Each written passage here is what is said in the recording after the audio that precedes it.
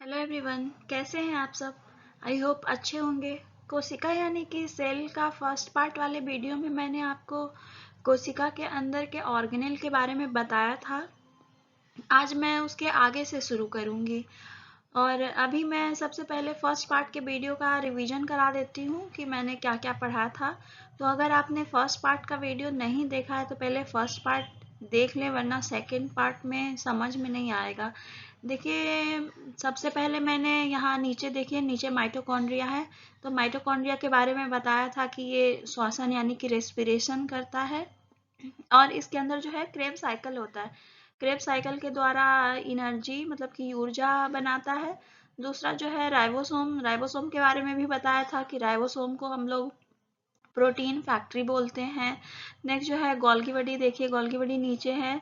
Golgi body को हम लोग परिवहन बताए थे कि परिवहन का काम करता है, ये ट्रांसपोर्टेशन करता है। उसके बाद देखिए इधर इधर है इंडोप्लाज्मिक रेटिकुलम। तो इंडोप्लाज्मिक रेटिकुलम के बारे में बताया था कि ये सेल के अंदर एनर्जी प्रदान करता है। इसका दो पार्ट था, रफ इंडोप्लाज्मिक रेटिकुलम और स्मूथ इंडोप्लाज्मिक रेटिकुलम। स्मूथ जो है फैट बना रहा था। अब देखिए नेक्स्ट जो है वो हम लोग पढ़े थे कि वैक्यूल के बारे में भी पढ़े थे। वैक्यूल क्या करता है कि वो पानी स्टोर करता है, इधर देखिए। और उसके बाद लाइसोसोम के बारे में भी हमने बताया था कि ये सेल के आत्महत्या की थैली कहते हैं इसको। इसके अंदर हाइड्रोलिटिक एंजाइम होता है। और सेंट्रोसोम के बारे में भी बताया था कि ये जो है सेल डिवीजन करता है। न्यूक्लियस के बारे में ये बताया था कि ये कंट्रोल करता है सारे सेल को कि अपना काम ठीक से ढंग से करो, परफॉर्म करो। और न्यूक्लियस के अंदर जो सेल भरा रहता है उसको न्यूक्लियोप्लाज्म कहते हैं। और सेल के अंदर जो लिक्विड भरा रहता है उसको हम लोग साइटोप्लाज्म कहते हैं। तो देखिए ये तो था फर्स्ट पार्ट का चीज़ जो हमने अभी आपको रिवीजन कराया है। तो चलिए इसमें जो बचा है, कौन कौन सा बचा है, जैसे प्लास्टिड बचा है, कुछ ऐसे बचा है, तो हम अब इसको सेकेंड पार्ट में पढ़ेंगे। चलते हैं नेक्स्ट स्लाइड में। तो फिर यहाँ देखिए सीलिया और फ्लैजिला के बारे में पढ़ते हैं। तो सबसे इम्पॉर्टेंट चीज़ मैं बता दूँ कि सीलिया और फ्लैजिला जो है सिर्फ एनिमल सेल में होता है। और ये जो है हमारे हम लोग का जो बाल होता है, हमारे बाल के जैसा स्ट्रक्चर होता है इसका। और ये जो क्या करता है कि ये सेल के मूवमेंट में काम देता है। जैसे सेल जो मूव करता है तो वो सीलिया और फ्लैजिला के कारण ही मूव करता है। तो देखिए सीलिया जो है यूजुअली छोटा होता है फ्लैजिला से। अब फ्लैजिला थोड़ा बड़ा होता है। ऊपर में जो है थोड़ा सा पिक्चर के थ्रू हमने समझाया है। देखिए यहाँ पे सीलिया है और यहाँ पे फ्लैजिला है। अब नेक्स्ट जो है वो है प्लास्टिड, प्लास्टिक लवक मतलब कि। तो ये जो है मेम्ब्रेन बाउंड ऑर्गेनल है, मतलब कि ये वेल डेवलप्ड है। और ये हमारे जो है ये जो है सिर्फ प्लास्टिड प्लांट सेल में ही होता है, एनिमल सेल में नहीं होता है। तो यहीं पे देखिए दो डिफरेंस हो गया प्लांट सेल और एनिमल सेल का। ये एनिमल सेल में सीलिया फ्लैजिला होता है, प्लास्टिड जो है सिर्फ प्लांट सेल में होता है। तो प्लास्टिड भी जो है तीन तरह का होता है। ठीक है, समझ में आ रहा है, तीन तरह का होता है। पहला जो है क्लोरोप्लास्ट, दूसरा क्रोमोप्लास्ट, तीसरा ल्यूकोप्लास्ट। क्लोरोप्लास्ट को बोलते हैं हरित लवक, नाम से ही है हरित, हरा। ये ग्रीन कलर का होता है और ग्रीन कलर पत्ती का कलर हरा होता है। तो ये क्लोरोफिल, जैसे पत्ती में क्लोरोफिल होता है, क्लोरोफिल क्या करता है कि ये फोटोसिंथेसिस करता है, मतलब कि सूर्य से एनर्जी लेता है, सनलाइट लेता है और उसको शुगर में कन्वर्ट करता है और प्लांट के लिए, पौधों के लिए खाना तैयार करता है। तो क्लोरोप्लास्ट का यही काम है कि ये फोटोसिंथेसिस में काम करता है। दूसरा जो है क्रोमोप्लास्ट, वर्णी लवक।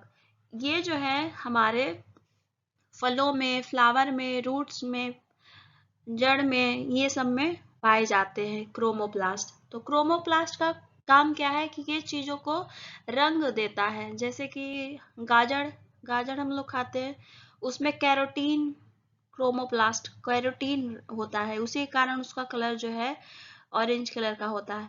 हम लोग बैंगन खाते हैं, ब्रिंजल, ब्रिंजल में एंथोसाइनिन होता है, उसी कारण उसका कलर जो है पर्पल होता है। तो इसका क्या काम होता है कि ये जो है पिगमेंट को स्टोर करता है। ठीक है, क्रोमोप्लास्ट जो है पिगमेंट को स्टोर करता है और इसी कारण कलर होता है। तो देखिए क्रोमोप्लास्ट जो है क्या पॉलिनेशन में भी काम करता है फ्लावर्स के? तो जी हाँ, बिल्कुल काम करता है, क्योंकि फ्लावर का जो अट्रैक्टिव कलर होता है वो क्रोमोप्लास्ट के कारण ही होता है, जिसके कारण जो है हनी बी वगैरह कोई भी इंसेक्ट अट्रैक्ट होता है प्लांट के फ्लावर के थ्रू, और उसके बाद उसका पॉलिनेशन में ये काम करता है। नेक्स्ट जो है ल्यूकोप्लास्ट। ल्यूकोप्लास्ट का है नाम कि अवर्णी लवक। इसका नाम से ही है कि ये कोई कलर नहीं है होता है इसके अंदर, और ये जो है फूड मटेरियल को, खाना को स्टोरेज का काम करता है। जैसे रूट में, जड़ में खाना को ये स्टोर करता है, जैसे कि स्टार्च हो गया, ऑयल हो गया। तो ये तीनों जो है प्लांट सेल में पाए जाते हैं और एनिमल सेल में नहीं पाए जाते हैं। तो 3 तरह का लवक हो गया, क्लोरोप्लास्ट हरित लवक, क्रोमोप्लास्ट वर्णी लवक, ल्यूकोप्लास्ट अवर्णी लवक। क्लोरोप्लास्ट का काम क्या है कि ये खाना तैयार करता है। क्लोरोफिल पिगमेंट होता है इसके अंदर, क्लोरोफिल पिगमेंट के अंदर मैग्नीशियम होता है। ये इसका जो है डिटेल से हम लोग बाद में पढ़ेंगे। और दूसरा जो है क्रोमोप्लास्ट। क्रोमोप्लास्ट क्या करता है कि ये स्पेशल कलर देता है, पिगमेंट प्रोवाइड करता है।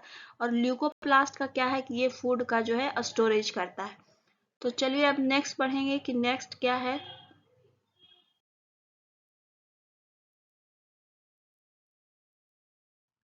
नेक्स्ट जो है हम क्रोमोजोम के बारे में पढ़ेंगे। तो क्रोमोजोम का हिंदी होता है गुणसूत्र।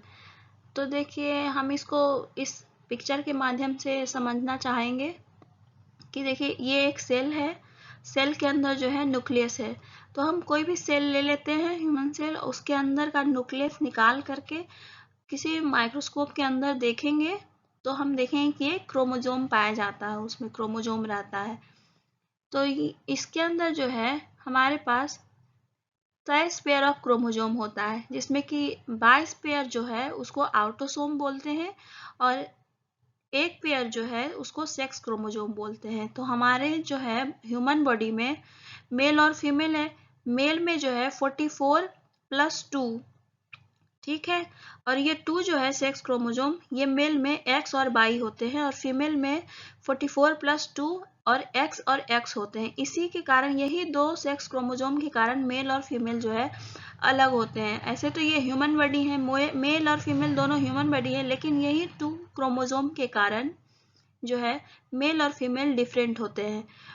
तो क्रोमोजोम कहाँ पाया जाता है ये आप समझ लिए कि ये न्यूक्लियस के अंदर पाया जाता है। न्यूक्लियस कहाँ पाया जाता है? तो ये सेल के अंदर पाया जाता है। वहां से निकालेंगे तो क्रोमोजोम निकलेगा। क्रोमोजोम में फिर डीएनए, प्रोटीन, ये सब होता है। वही जो है हेरिडिटरी यूनिट का काम करता है, जीन वगैरह। इसको भी हम लोग डिटेल से पढ़ेंगे। अब नेक्स्ट स्लाइड में चलते हैं हम लोग।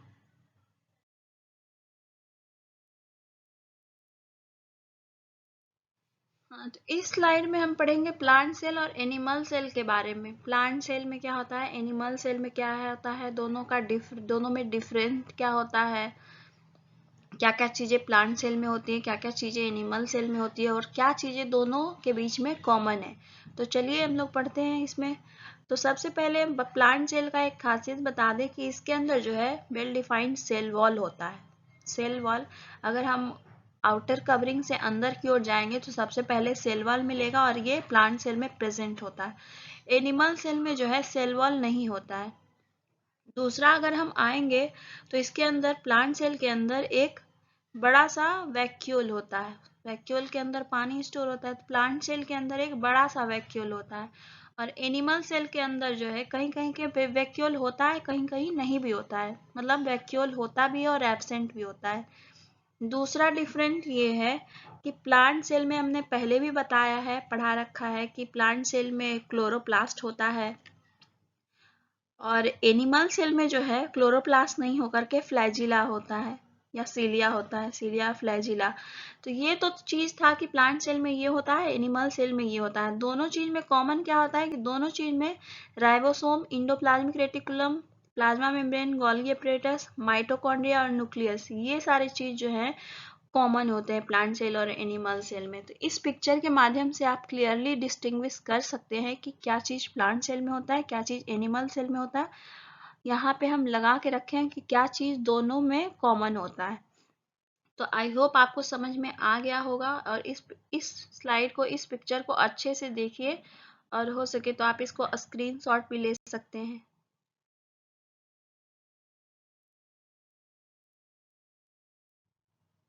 देखिए यहाँ पे क्लियरली अलग अलग करके बताया गया है कि प्लांट सेल में क्या, एनिमल सेल में क्या होता है। कि प्लांट सेल में सेल वॉल जो है प्रेजेंट होता है, सेल वॉल इसमें रहता है। एनिमल सेल में सेल वॉल नहीं होता है। प्लास्टिड जो है प्लांट सेल में होता है। प्लास्टिड के कारण ही क्लोरोप्लास्ट में क्लोरोफिल होता है, उसी के कारण जो है फोटोसिंथेसिस होता है और पौधों को खाना मिलता है। एनिमल सेल में प्लास्टिड नहीं होता है। प्लांट सेल में वैक्यूल जो है बहुत बड़ा होता है, वैक्यूल के अंदर पानी स्टोर होता है, जिसके कारण पौधा जो है पानी स्टोर करके रखता है। एनिमल सेल में जो है वैक्यूल जो है छोटा होता है, स्मॉल वैक्यूल होता है। प्लांट सेल को लोकोमोशन का कोई ज़रूरत नहीं है, सीलिया इसमें जो है ऑलमोस्ट जो है एब्सेंट ही होता है। एनिमल सेल में सीलिया प्रेजेंट होता है।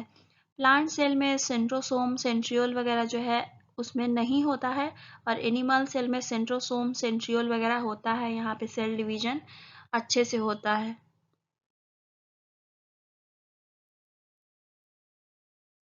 प्लांट सेल और एनिमल सेल मतलब प्लांट सेल का क्लासिफिकेशन क्या डायरेक्ट प्लांट सेल और एनिमल सेल में होगा? तो नहीं, ऐसा नहीं है, उसके पहले भी क्लासिफिकेशन होता है। जैसे यूकैरियोट और प्रोकैरियोट आप लोग नाम सुने होंगे कि यूकैरियोटिक क्या होता है, प्रोकैरियोटिक सेल क्या होता है। तो चलिए अभी हम इसको भी पढ़ाते हैं कि यूकैरियोटिक प्रोकैरियोटिक क्या होता है। तो इस पिक्चर में आपको दिख रहा होगा प्रोकैरियोट यूकैरियोट दोनों में कि क्या होता है, प्रोकैरियोट में क्या होता है। तो यहाँ पे देखिए न्यूक्लियोइड है, ऊपर में लिखा हुआ है न्यूक्लियोइड। तो प्रोकैरियोट में जो है न्यूक्लियोइड होता है, और यूकैरियोट में जो है वेल डिफाइंड न्यूक्लियस होता है। तो न्यूक्लियोइड क्या होता है कि इसमें प्रॉपर सेल मेम्ब्रेन ऊपर से कवरिंग नहीं होता है, इस वेल डिफाइंड न्यूक्लियस ये नहीं है, अच्छे से ये तैयार न्यूक्लियस नहीं है। इसके अंदर जो है सिर्फ डीएनए होता है, हिस्टोन प्रोटीन वगैरह नहीं होता है। तो इसीलिए प्रोकैरियोट में जो है बहुत ही अनडेवलप्ड न्यूक्लियस होता है, इसको न्यूक्लियाइड बोलते हैं। और यूकैरियोट में जो है न्यूक्लियस वगैरह प्रॉपर डेवलप्ड होता है। तो इस पिक्चर को अच्छे से देखिए, और हम पढ़ते हैं इसका नेक्स्ट स्लाइड में।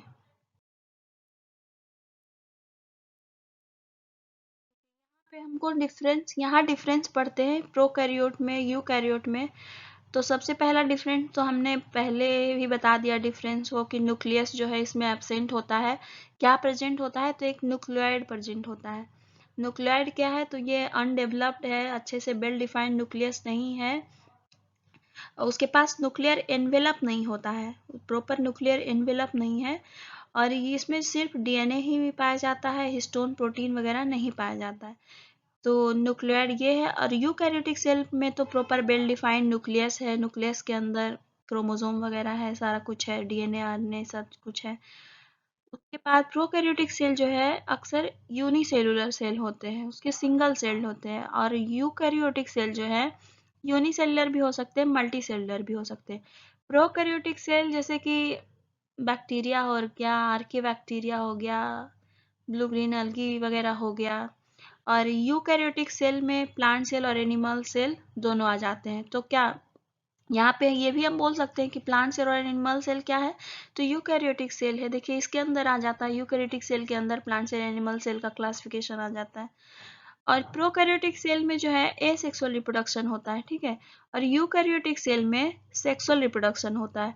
प्रोकैरियोटिक सेल में बहुत ज़्यादा प्रॉपर जो है मेम्ब्रेन बाउंड ऑर्गेनेल्स एब्सेंट होते हैं। मेम्ब्रेन बाउंड ऑर्गेनेल्स में जैसे कि माइटोकॉन्ड्रिया, राइबोसोम, ये सब वगैरह एब्सेंट होते हैं। और यूकैरियोटिक में proper membrane bound organelles present होते हैं, और साइज भी इसका छोटा होता है। प्रोकैरियोटिक सेल में जो है रिजिड सेल वॉल वगैरह होता है, मेम्ब्रेन बाउंड ऑर्गेनेल वगैरह नहीं होता है, साइज भी इसका छोटा होता है। और यूकैरियोटिक सेल में हर कुछ वेल डेवलप्ड हो जाता है। तो आई होप आपको ये वीडियो पसंद आया होगा। अगर पसंद आया है तो प्लीज़ लाइक, शेयर और सब्सक्राइब करिए।